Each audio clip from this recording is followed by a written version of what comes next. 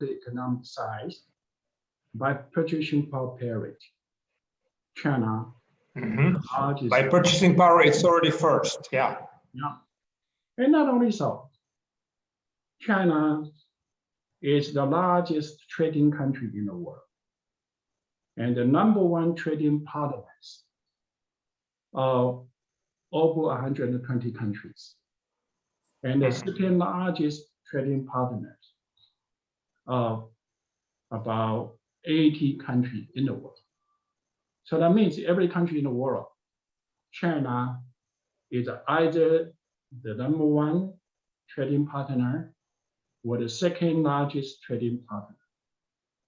And also, now China is the factories of the world, and change from a poor agrarian economies in such a short period of time. And certainly, it has a lot of implications. You know, the world need to understand, in the past, we often thought the only way for modernization, industrialization, is the Western approach.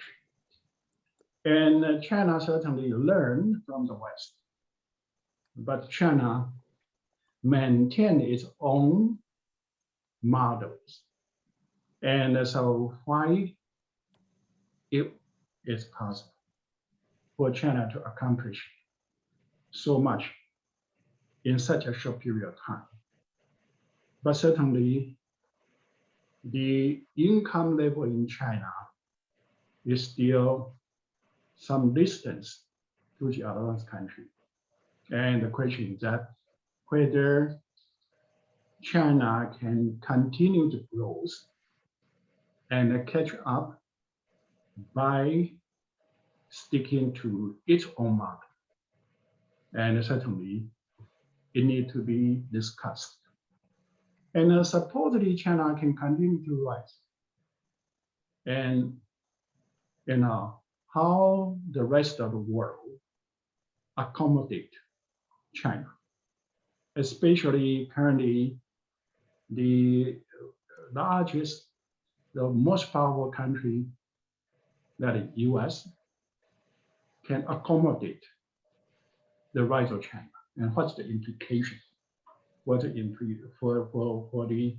global economy, global governance, to deal with the rise of China, the change in the the governance and so on, and also some of the tension management and so on. And I think that is the reason we organized the conference series of China and the West. Then in 2018, we had a very fruitful discussions. As you mentioned, we have the participants of the leading thinkers on the modernization, on the on the international relations, both academics, but also seniors, experienced policymakers, and we are grateful they are willing to devote today's time to come together and also write up their ideas and to contribute this book. So I think this book is a very good readings for people who would like to understand the reason for China to be able to rise so quickly with its own path, and also its implications for almost everyone in the world, including people in China. So we are so grateful to have joined hands with you and with Columbia University to have this conference and to put these papers together into this book. That's very nice, yeah.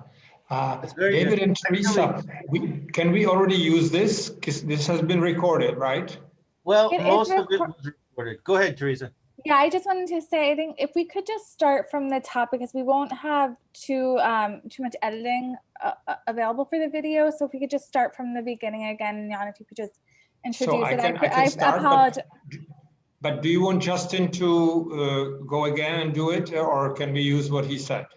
We didn't get the very beginning, Justin. I apologize. So if you wouldn't mind doing, speaking again, that would be ideal. So why don't I, Justin, give sort of the formal introduction, then I pass it on to you, and you will repeat what you said, which was, I think, very good. You can make it maybe a little bit shorter or whatever, but I think it was excellent. Okay. So I'll go. So you go first, and then I follow. Okay, I'll just go in the spirit. Yeah. Yeah, and I just want to note, it's 14 chapters, including the introduction. Oh, I see. We said in the volume we present 12 chapters, but it's 14 with the introduction, or 13? It's 14 in total with the introduction. I see, because I'm reading the introduction and we start with a sentence says, in this volume we present 12 chapters. Oh, I see. Okay, yes. So that must just be with the introduction. So 13 with the introduction? 13, yeah. 13, okay, very good, okay. Welcome everyone to this discussion between Justin Lin, professor in Beijing, and myself, Jan Svejnar at Columbia University. We'd like to briefly introduce the volume that we've co-edited called China and the West, which obviously deals with the major topic in today's global governance in the world. It presents 13 chapters on key policy issues, and each chapter is in the form of a policy brief prepared either by a leading scholar or a leading former policy maker. They focus on the role of state in economic development, trade issues, part played by innovation, digitalization, and leadership. Let me just very briefly outline what these three parts into which these chapters belong are about. And then I'd like to turn over to Justin Lin, who will give a little background on how we in fact have put this volume together. So part one of the book deals with recent policies and performance, starting with 2 chapters by Justin Lin and myself giving the background. The second part deals with trade issues, tensions, division of labor. And the third part deals with issues related to innovation, digitalization, and leadership. Among the policymakers that we have contributing to the volumes is the former US Secretary of the Treasury, Jacob Lew. We have the chief economist of the World Trade Organization, Robert Koopman. We have the chief economist of the European Investment Bank, Deborah Revoltella. And we have academics, just like Justin and myself, as well as politics, as well as Nobel Prize winners such as Edmund Phelps or Eric Maskin, and leading Chinese professors from several universities. So Justin, if you wouldn't mind, can you tell the audience how we came about? Because it's quite a feat in terms of several years of very intensive work. Well, I'm very delighted to have this opportunity to organize the conference series, China and the West. And I'd like to provide some motivation for us to do that, because the rise of China in the last half century is one of the most important events in modern time. China used to be one of the poorest countries in the world. But since China started the transition from a socialist planning economy to a market economy, China achieved a middle-class growth and transformed from a poor agrarian economy now to be the second largest economy measured by market exchange rate. But if we measure the economic size by purchasing power parity, China is the largest economy in the world. China is also the largest trading nation in the world. And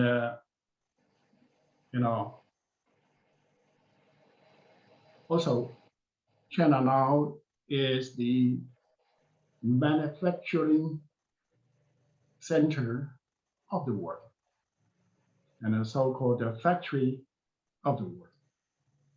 And so in the past, we often thought the only way for modernization, industrialization, was the Western way. And certainly China learned many useful lessons from the Western experiences. But China maintained its own mode of development. And certainly we'd like to know how come it was possible for China to achieve so much within one generation of time.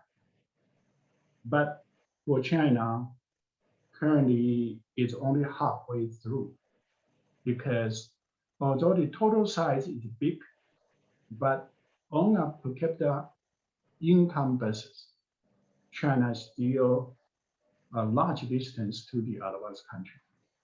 And so for China, we need to understand whether it is possible to maintain the Chinese way of development and accomplish the catching up. And for the world is also important. If China can continue to grow and become the largest country in the world, what's the implication for the West, and especially for the number one country now, that is US? How to accommodate the rise of China, and what is the challenges ahead? And we need to have a wisdom to understand the issues and to chart a way for the futures. And so that's the purpose of organizing the conference series of China and the West. And I'm especially grateful in 2018, we had a group of major thinkers in academic and a very experienced policymaker to sit down together for 2 days and to debate, to exchange ideas. And I'm also grateful, the participants, spend the time to put their thought into the papers, and so we can collect them together to edit this book. And I think this book is a very important read for people to understand China, the rise of China, and for the rest of the world. Because the rise of China, as I said, is one of the most important events in modern times. It will affect China, but it will also have implications for both advanced country and the developing country.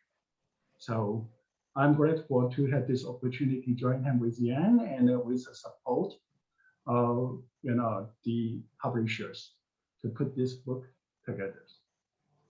Absolutely. No, you're absolutely right. I think the rise of China over the last 4+ decades has been just phenomenal, unmatched by any country. The West has been recognizing it, and the crucial role is how to accommodate indeed the rising economy that China is representing. And as you correctly pointing out, it's the most important trading partner for most of the countries in the world nowadays.